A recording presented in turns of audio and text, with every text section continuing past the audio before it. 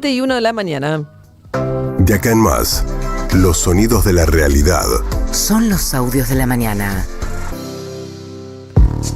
Ayer se conoció el número de inflación del mes de diciembre, que si bien fue más alto que lo que había sido noviembre, también porque, bueno, diciembre es un mes estacionalmente, dada las fiestas, el aguinaldo, etcétera, más inflacionario, llegó a ser 2,7 y lo que se impera es la lectura que pasó a lo largo del año pasado, ¿no?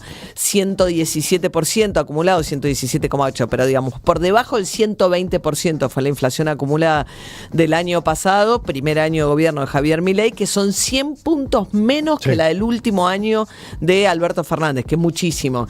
Y además, sobre todo, si se ve la tendencia de los últimos meses, bueno, podés proyectar, si no hubiera un salto cambiario hacia adelante, bueno, una inflación del entre el 20-40%, que de todas maneras sería una desaceleración muy grande. Pasar de 200 y pico por ciento a 120 y terminar yendo al 20-25 con entre el 30-40%. Hay que ver, bueno, cómo evoluciona. El gobierno quiere llegar lo más rápido posible a tener un 1 adelante en el número de la inflación. Y para esto dobló ayer la apuesta. ¿Cómo? Bueno, anunció que la devaluación del tipo de cambio oficial, que venía siendo el 2% mensual, va a ir al 1%, o sea, atrasa todavía más el tipo de cambio. Y ayer pasó algo llamativo, por lo menos invitamos a Martín Guzmán con Ernesto Tenemos en el programa que hacemos juntos en Cenital, el exministro de Economía de Alberto Fernández, y decían, bueno, muchos están diciendo, che, ojo, porque si vos estás abaratando tanto los dólares y la economía va a recuperar algo lo que perdió, eso significa que hay más demanda de dólares, encima las importaciones se abaratan, los argentinos empiezan a gastar más plata en el exterior, te vas a quedar sin dólares en algún momento y eso salta, que es la historia recurrente de lo que ha pasado en la Argentina. Bueno, ayer Guzmán decía que él no cree que vaya a explotar esta situación. Escúchenlo. Este año no hay implosión de nada. ¿Estás hablando del 2025? Sí, no, el 2024, yo ya decía, y creo que se lo dije en una entrevista a ustedes también, que esto no implosiona. 2025 tampoco. Tampoco. Yo veo que la inflación va a continuar bajando, que la actividad va a crecer un poco y se va a poder pagar la deuda. Que al mismo tiempo vamos a tener un deterioro de las características del mercado de trabajo y un sistema productivo en donde algunos crecen mucho y eso suma y otros se contraen y eso resta y en el agregado la sociedad no vive mejor. Como vamos a crecer un poquito, va a haber una parte de la población que va a vivir un poco mejor. Bueno, dice, esto no va a implosionar en el 2025, dice nada menos que Martín Guzmán, planteando también, bueno, un debate que él venía dando dentro del gobierno de Alberto Fernández, pero sobre todo el espacio del kirchnerismo, respecto, dice, bueno, a mí no me gusta el país que quiere Milei, es un país que al que a la estabilidad hay que sumarle prosperidad, dice, pero yo creo que no va a implosionar, ni por razones, ni por falta de dólares, ni tampoco por una explosión social, porque él dice, es muy distinto a lo que pasó en la época de Menem, porque en la época de Menem vos pagabas esto con falta de empleo. Dice, hoy tenés las plataformas y al tener las plataformas, la gente que fuera es la teoría del sistema, de no existe más el desempleo. No existe más el desempleo como existía en los 90. Porque cualquiera agarra una bicicleta, se sube a una plataforma y tiene trabajo. Bueno, y dice que de menor calidad, de menores ingresos, etcétera, etcétera, pero dice, eso hace que tengas también un colchón social distinto al que tenías antiguamente. Habló también de esta manera Guzmán, dijo, bueno, acá hay un presidente que decide, que toma decisiones, como contraponiéndolo también a lo que pasaba con Alberto Fernández. Dice, hay un presidente que muestra la determinación de tomar decisiones y llevar adelante su política económica. Posiblemente el principal activo del gobierno haya sido la reducción de la tasa de inflación, ha generado una percepción de estabilidad y la estabilidad es popular. Por eso el gobierno se ha fortalecido. Muestra que es fundamental para que la sociedad esté más o menos ordenada, que haya un respeto a las restricciones de presupuesto, a las restricciones de los recursos, que la política fiscal esté más o menos ordenada. Creo que eso el gobierno lo pone en lugar de fortaleza. Por otra parte, tenemos una situación hoy de estabilidad sin prosperidad. Eso es lo que está viviendo la Argentina. Mientras tanto, Hernán Lacunza, que es el economista del PRO, que había sido designado en su momento por Mauricio Macri para una mesa de diálogo con La Libertad Avanza, todavía está esperando que le contesten ese tuit, ¿no? Mauricio Macri. Bueno, le clavaron un visto enorme. Le clavaron un visto, eso sí le clavaron un visto, ¿no? Sí, Nadie le contestó. Bueno, Hernán Lacunza, que fue el último ministro de Economía de Mauricio Macri, había ponderado también unos aspectos de la política económica de Milei, particularmente la cuestión fiscal, pero decía que falta mucho materia cambiaria porque no se liberaron las restricciones a la compra-venta, pero sobre todo a la gira de dividendos, digamos, la libertad de movimientos con moneda extranjera. Y en ese contexto después le dijeron, bueno, no, salieron a criticarlo, especialmente Patricia Bullrich, ¿no? Que es un poco la que dice, basta de andar catando, o sea, ¿estás de este lado o estás de este lado? ¿Sos opositor o sos oficialista? ¿Qué decía Hernán Lacunza? No se puede pensar distinto, no se puede criticar nada en el margen, no se puede cambiar nada. Primero que eso ya supone una soberbia del que sabe todo, no necesita escuchar a nadie. Me alarma eso de cualquier gobierno del mundo. Nadie va a estar adentro del gobierno. En todo caso va a ser un acuerdo o un diálogo entre dos partidos, oficialismo y oposición, 5 gobiernos, que insisto, por el beneficio de los argentinos sobre todo, pero por el gobierno en particular. Mirá, que alguien te advierta, mirá que acá hay una materia pendiente. Bien, eso decía Lacunza cuando, ayer hubo un despelote bárbaro dentro del PRO, ¿no? Porque había sacado el PRO un comunicado diciendo que el gobierno era autoritario, en otra crítica que hacía Mauricio Macri a Javier Milei por no querer discutir el presupuesto en el Congreso Nacional, pero hubo diputados del PRO, empezando por el presidente del bloque, el PRO, Cristian Ritondo, que no fueron alertados sobre este comunicado y estaban un poco molestos. Sí, y salieron a decirlo públicamente. Algunos diputados del PRO que cada vez son más violeta, claro, que amarillos, salieron a decir públicamente al punto tal de que plantean esta situación de si la discusión es un presupuesto que puede llegar a dar déficit o un presupuesto que se aprobó hace 3 años atrás y que Milei prorrogue por decreto como le da la gana, y que Milei prorrogue por decreto es así, bueno, que Milei lo haga de esa manera, que no pase por el Congreso.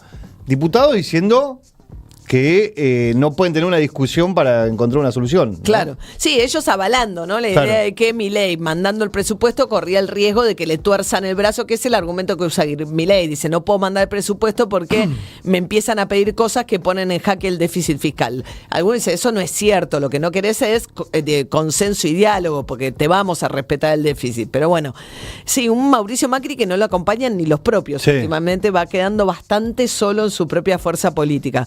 Hablando de eso, ayer Patricia Bullrich anunció, la ministra de Seguridad. A veces uno tiene la sensación con Patricia Bullrich de que se pasa a 4 pueblos. No sabemos si este es el caso exactamente. Sí habían detectado en Bahía Blanca una persona que se había vuelto a la religión islámica con posturas antisemitas, pidiendo instrucciones para el armado de bombas.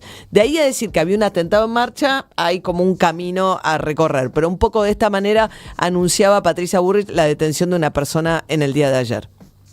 Esta investigación reveló elementos alarmantes: propaganda yihadista, manuales para la fabricación de explosivos, mensajes antisemitas y conexiones con redes internacionales de radicalización.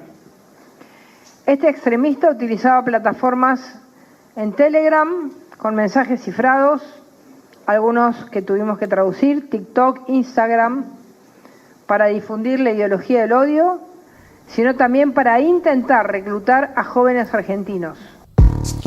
Bien, con el tema de Instagram, yo pensaba justamente el debate con Instagram ahora es que Meta, que es la compañía madre de Instagram, WhatsApp y otras, a través de Mark Zuckerberg, anunció la semana pasada, después de que Mark Zuckerberg visitara a Donald Trump en Florida y revisara las políticas de control del discurso, justamente todos los programas, no solamente de para detectar falsas noticias y advertir cuando circulan falsas noticias, sino todo lo que tiene que ver con discursos de odio, es lo que han cambiado las políticas, las redes sociales, no solamente de X con Elon Musk, sino ahora también todas las que pertenecen al grupo Meta, donde no hay más limitaciones para, por ejemplo, burlarse de la sexualidad de alguien, los discursos de odio, todas estas cuestiones ahora circulan mucho más libremente dentro de las redes sociales, dado el nuevo contexto que hay también en los Estados Unidos. Sí, no hay ningún tipo de restricción para nada ahora. Bueno, claro, ¿no? O sea, el buen gusto de cada uno, por decirlo de alguna manera. Mientras tanto, hablando de los buenos gustos, Agustín Laje, que es el presidente de la Fundación Faro, que es la fundación del mileísmo, digamos, le contestaba a Cecilia Roth. Charlábamos hace un ratito que Cecilia Roth había dicho que el hecho de que en ciertos espacios públicos vinculados al Instituto del Cine no se proyecten películas que tienen temáticas que al gobierno no le gustan o que tiene actrices, participación, por ejemplo, de Lali Espósito chiquitita en Puan, significa que hay censura. ¿Qué contestó Agustín Laje? A esta señora no la han agredido físicamente, no le han amenazado con agresiones físicas, ni le han expropiado sus medios materiales con los cuales expresa sus ideas artísticas. De hecho, que esté denunciando censura en todos los medios de comunicación es una prueba de que no hay censura. Lo que a ella en todo caso le molesta es que esa pieza fundamental de la construcción de hegemonía kirchnerista, que fue el medio cultural, que vivió del Estado durante muchos tiempos, ya no exista como tal. Bueno, eso decía Laje, mientras que Verónica Ginás, otra actriz, se metió también en la discusión. Me parece además que hay como una inquina especial por parte del presidente hacia los artistas, hacia los actores por ahí, más, y sobre todo a las actrices, que no entiendo muy bien de dónde sale, que por momentos digo esto tiene carácter psicológico, porque de otro modo no lo comprendo.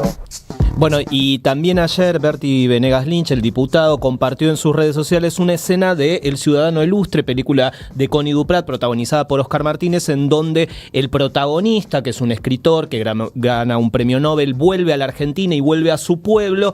Ahí habla él un poco de que a la cultura no hay que defenderla. Él da todo un discurso que es como la escena más picante de la película, y ayer él compartió en sus redes toda esa escena que está protagonizada por Oscar Martínez, diciendo: esta escena del gran actor argentino Oscar Martínez es la mejor escena del cine nacional, de la historia, por su maravilloso y cabal mensaje, hablando de que a la cultura no hay que apoyarla directamente, la cultura se tiene que apoyar o defender por sí sola, por lo que hace y no por... La mejor política cultural es no tener ninguna. Defender a nuestra cultura. Siempre se considera a la cultura como algo débil, como algo frágil, como algo raquítico que necesita ser custodiado, protegido, promovido y subvencionado. La cultura es indestructible, es capaz de sobrevivir a las peores hecatombes. Hubo una tribu salvaje en África en cuyo lenguaje no existía la palabra libertad. ¿Saben por qué? Porque eran libres. Creo que la palabra cultura sale siempre de la boca de la gente más ignorante, más estúpida y más peligrosa. Yo personalmente no la uso nunca. Bueno, este es un personaje, ¿no?, que hace Oscar Martínez. De todas maneras pensaba, hay dos discusiones por lo menos adentro de esto. Una es si el Estado tiene que apoyar o no a la cultura, y si la cultura es un valor y también que genera actividad económica. Yo coincido en que hay una idea de un enorme desprecio, estigmatización de parte del gobierno de Milei y los libertarios del mundo de la cultura en general. Ahora, si uno se remite también a un momento donde el Estado invertía y mucho en materia cultural, como era la época del kirchnerismo, también había una agenda en la cual, bueno, determinadas temáticas quedaban afuera, determinados actores, y se elegían mucho los proyectos en función de simpatías con los posicionamientos ideológicos. Bueno, bastaba ver lo que era la TV pública. La TV pública no había ningún tipo de margen ni para la disidencia ni para la diversidad, y un programa como 678 lo que hacía es un mecanismo parecido al que usan ahora los libertarios en las redes. En lugar de discutir a las personas, las descalifican, y muchas veces con mentiras, con manipulaciones. Ahora mismo me están a mí atacando de vuelta. Yo no pienso entrar. Estoy en una etapa en Twitter casi retirada, les diría, de no contesto, porque yo dije que critican a Nicolás Maduro con total certeza, porque es un dictador, pero que hay una doble vara bastante notable cuando vos decís cómo trata Maduro a los opositores. Bueno, es un desastre. Ahora, ¿qué pasó con Bolsonaro? Bueno, Bolsonaro, que fue un gobierno electo democráticamente, pero termina no queriendo entregar el poder y está investigado y condenado en Brasil y pedido de presentarse a elecciones y acusado de haber intentado envenenar a Lula da Silva. Todo lo que digo, a veces, digamos, la vara con la que se mide el accionar de determinados líderes políticos tiene más que ver con la afinidad con uno que con otro. No estoy diciendo que sean un dictador y otro el mismo tipo de dictador. Lo que estoy diciendo es, según la orientación ideológica, me paro a decir, bueno, este tipo es un demócrata y este tipo no. Bueno, no, Bolsonaro, si vos querés matar a Lula da Silva con tal de no entregar el poder y querés armar un golpe de Estado, eso no te hace un demócrata, aunque haya sido elegido originalmente y gobernado con un gobierno democrático en Brasil. Bueno, terminó de la manera en que terminó el gobierno Bolsonaro. Bueno, por supuesto están haciendo un recorte, manipulan, no me importa más, estoy en un 2025 muy sosegado.